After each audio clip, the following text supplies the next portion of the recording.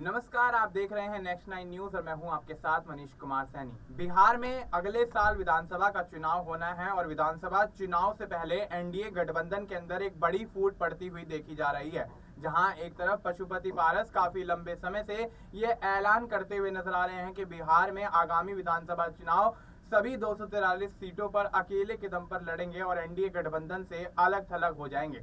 और ऐसे में पशुपति पारस की इन बातों को लेकर कहीं ना कहीं बिहार में तमाम सुर्खियों ने जोर पकड़ लिया और इस बीच कहीं ना कहीं एनडीए के अंदर तमाम सवालिया निशान खड़े होते हुए आपस में दलों के नजर आते हुए दिखाई दिया। और लेकिन अब देखा जा रहा है बिहार के अंदर स्थिति इतनी ज्यादा बिगड़ती हुई नजर आ रही है कि सीएम नीतीश कुमार खुद यहां आरजेडी की तरफ जाने की बात कहते हुए नजर आ रहे हैं, एनडीए गठबंधन से नाता तोड़ने की बात कहते हुए नजर आ रहे हैं। लेकिन अब क्या अगर नीतीश कुमार एनडीए गठबंधन से बिहार सरकार का नाता तोड़ते हुए नजर आएंगे, बिहार में आगामी विधानसभा चुनाव से पहले एनडीए से अलग होते हुए नजर आएंगे, तो क्या उसका प्रभाव केंद्र की सरकार पर भी पड़ेगा? क्योंकि लोकसभा चुनाव के दौरान हमने देखा कि नीतीश और नायडू दो मेन चेहरे थे जो कि कहीं ना कहीं केंद्र सरकार को बनाने में, केंद्र सरकार को स्टेबल करने में कहीं ना कहीं अहम भूमिका, अहम जिम्मेदारी निभाते हुए नजर आए, क्योंकि टीडीपी और जेडीयू ने काफी अच्छा बहुमत हासिल किया था जिसके तहत एनडीए की सरकार बनती हुई नजर आई।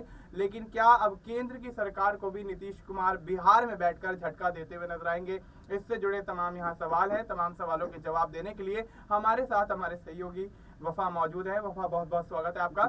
वफा, किस तरह से देखते हैं बिहार के अंदर आगामी विधानसभा चुनाव में ज्यादा समय नहीं रह गया है, लेकिन देखा जाए तो विधानसभा चुनाव से पहले एनडीए के अंदर जो फूट पड़ती हुई दिखाई दे रही है, पहले पशुपति पारस स्टेप लेते हुए नजर आए, अब दूसरा स्टेप यहाँ नीतीश कुमार के द्वारा लिया जा रहा है। क्या लगता है, क्या वाकई एनडीए में फूट पड़ती हुई नजर आएगी? क्या बिहार में नीतीश कुमार आरजेडी के समर्थन में सरकार बनाएंगे?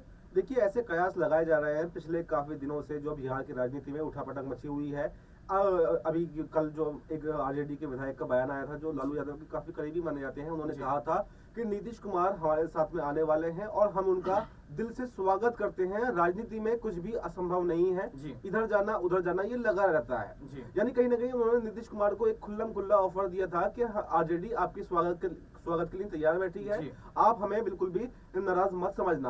और ऐसे में क्या है, जेडीयू के भी कुछ नेताओं की तरफ से आरजेडी के प्रति नरमी बरती गई है और बीजेपी से नाराजगी जाहिर की गई है। क्योंकि आपने देखा था कि अभी कुछ ही दिन पहले अमित शाह का एक बयान आया था, एक प्रेस कॉन्फ्रेंस में उससे पूछा गया था कि आप आगामी जो बिहार का विधानसभा चुनाव है वो क्या नीतीश कुमार के नेतृत्व में लड़ेंगे?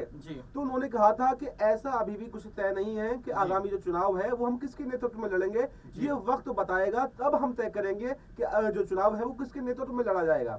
लेकिन उसके बाद में जो बीजेपी के दिलीप जायसवाल, बीजेपी के प्रदेश अध्यक्ष हैं बिहार के, उन्होंने इस पर सफाई भी दी थी और उन्होंने कहा था कि ऐसा नहीं है कि चुनाव किसके नेतृत्व में लड़ा जाएगा, हम हो सकता है कि नीतीश कुमार के नेतृत्व में ही चुनाव लड़ें।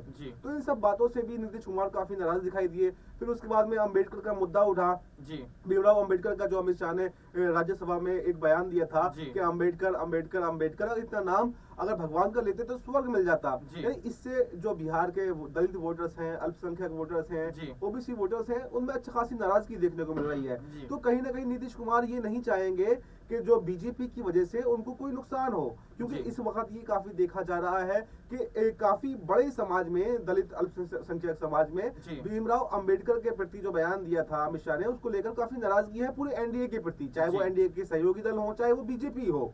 तो इन सबके बाद में नीतीश कुमार ये बिल्कुल भी नहीं चाहेंगे कि बीजेपी की गलती का जो खामियाजा है वो नीतीश कुमार को भुगतना पड़े। तो ऐसे में नीतीश कुमार कभी भी पलटी मार सकते हैं अगर उनको ये लगता है, उनको ये डर सता रहा है कि अगर एनडीए के बयान से, अमित शाह के बयान से उनको कुछ नुकसान हो सकता है, तो वो जरूर इस पर कोई बड़ा फैसला ले सकते हैं और वापस जो है महागठबंधन की तरफ जा सकते हैं। जी बिल्कुल। तो ऐसे में अमित शाह का बयान हो या फिर बिहार के अंदर नीतीश कुमार के नेतृत्व में चुनाव लड़ने को असमंजस की स्थिति बनती हुई नजर आ रही हो, तमाम जो चीजें हैं वो कहीं ना कहीं इशारा कर रही हैं कि नीतीश कुमार महागठबंधन की तरफ अपना रुख दिखाते हुए नजर आ सकते हैं और एनडीए का साथ छोड़ सकते हैं। लेकिन क्या अगर नीतीश कुमार एनडीए का साथ छोड़कर महागठबंधन की तरफ यानी इंडिया गठबंधन की तरफ जाते हैं तो क्या नीतीश कुमार को सीएम पद दिया जाएगा? क्योंकि देखा जाए तो आरजेडी लंबे समय से ये दावा करती हुई नजर आ रही है, लालू प्रसाद यादव हो, तेजस्वी यादव खुद हो, ये कहते हुए नजर आ रहे हैं कि आगामी विधानसभा चुनाव जो बिहार के अंदर होगा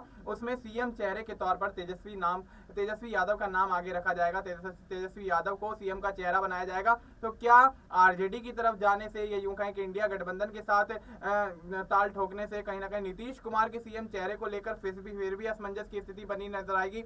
इससे जुड़ा अगला सवाल वफा से लेते हैं। वफा, क्या लगता है, क्या वाकई अगर नीतीश कुमार एनडीए के साथ बड़ा खेला कर देते हैं, फिर से पलटी मार जाते हैं, क्योंकि पलटू चाचा, पलटू राम, तमाम उपाधि उनको यहाँ पर दी जाती है, तमाम नामों से यहाँ पर उनको बुलाया जाता है, क्योंकि लगातार उन्होंने काफी सरकारों के साथ काम किया है, चाहे वो एनडीए हो, इंडिया हो, सभी खेमों में रहकर वो नीतीश कुमार जो है वो मुख्यमंत्री बिहार के बनते हुए नजर आए हैं। तो क्या लगता है, क्या अगर आरजेडी की तरफ जाते हैं, इंडिया गठबंधन के साथ हाथ मिलाते हैं, तो क्या आगामी विधानसभा चुनाव में तेजस्वी की जगह उनको यहाँ सीएम चेहरा बनाया जाएगा, या फिर कहीं ना कहीं तेजस्वी और नीतीश के बीच सीएम चेहरे को लेकर खींचतान देखी जाएगी? देखिए, सारा खेल जो है वो कुर्सी का ही है। सारा खेल जो बिहार के अंदर अभी तक चल रहा है वो सीएम कुर्सी का ही है जी। आप देखेंगे 2005 से लेकर 2024 का अंत हो चुका है, यानी 2025 आने वाली है जी। 2005 से लगातार बिहार की सीएम कुर्सी पर नीतीश कुमार बैठे हुए हैं जी। और नीतीश कुमार कभी एनडीए के साथ में चले जाते हैं तो कभी आरजेडी के साथ में चले जाते हैं, यानी सरकारों का गठबंधन तो बदलता रहता है, लेकिन नीतीश कुमार का सीएम कुर्सी नहीं बदलती है। लगातार सीएम की कुर्सी पर नीतीश कुमार जो है वो बैठे हुए हैं और अभी तक की स्थिति से ऐसा लगता है कि आने वाले जो विधानसभा चुनाव है उसमें भी सीएम नीतीश कुमार ही अगली बार सीएम बनने वाले हैं। मैं ऐसा इसलिए कह रहा हूं क्योंकि बहुमत अगर किसी पार्टी के पास में आए तब तो ये कहा जा सकता है कि हम आपको सीएम नहीं बनाएंगे, लेकिन बहुमत अभी तक के रुझानों के हिसाब से नहीं लगता कि आरजेडी के पास आने वाला है और ऐसा भी नहीं लगता कि बीजेपी के पास में आने वाला है। तो ना बीजेपी के पास में बहुमत है, ना आरजेडी के पास में बहुमत है, तो ऐसे में किंग मेकर की जो भूमिका होती है वो नीतीश कुमार के पास में आ जाती है और नीतीश कुमार अभी तक जो है वो ऐसा ही करते आ रहे हैं। तो नीतीश कुमार वहां पर किंग मेकर है। किंग मेकर में इसलिए है कि अगर वो आरजेडी के साथ में चले जाए तो आरजेडी की सरकार बन जाएगी, बीजेपी के साथ में चले जाए तो बीजेपी की सरकार बन जाएगी और वो जिसके साथ में जाते हैं उसकी सरकार बन जाती है। और जब सरकार बन जाती है तो पहली प्रायोरिटी नीतीश कुमार की होती है सीएम फेस जी, चाहे सीटें हैं उनके पास कम क्यों ना हो। अगर आप अब की बात भी देखें तो जो बिहार में सीटें हैं बीजेपी के बाद में 78 सीटें हैं जी। बिहार की सबसे बड़ी जो पार्टी है इस वक्त वो बीजेपी है, उसके बाद में आरजेडी है जी। उसके बाद में तीसरा जो सबसे बड़ा दल है वो नीतीश कुमार है। नीतीश कुमार के पास में मात्र 44 विधायक है, लेकिन उसके बाद में भी सीएम पद जो है नीतीश कुमार के पास में है। तो उसका सीधा सीधा मतलब ये है किंग मेकर की भूमिका नीतीश कुमार के पास में है। नीतीश कुमार के बिना कोई भी पार्टी जो है बिहार के अंदर सरकार नहीं बना सकती।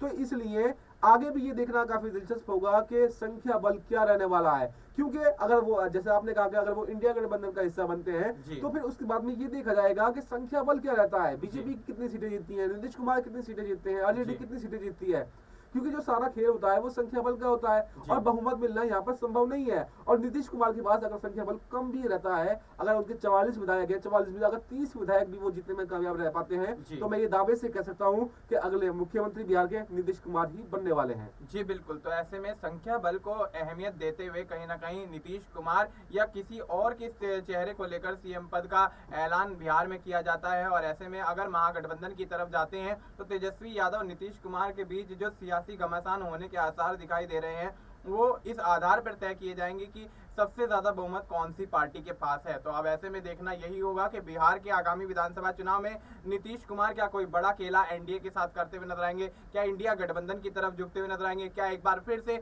नीतीश कुमार सीएम पद की गद्दी पर आसीन होते हुए नजर आएंगे। तमाम ये वो सवाल है जो बिहार की राजनीति में इस वक्त हलचल मचाते हुए नजर आ रहे हैं। देखना यही होगा कि बिहार के आगामी विधानसभा चुनाव के परिणाम के बाद आखिर किस तरह से यहाँ जो फैसला है सीएम चेहरे को लेकर होता है और नीतीश कुमार की क्या कुछ भूमिका आगामी समय में रहने वाली है। फिलहाल आपको इस मुद्दे पर क्या कुछ लगता है, आप अपनी राय हमें कमेंट करके बता सकते हैं। बाकी देश और दुनिया से जुड़ी तमाम जानकारी के लिए आप देखते रहिए नेक्स्ट 9 न्यूज़।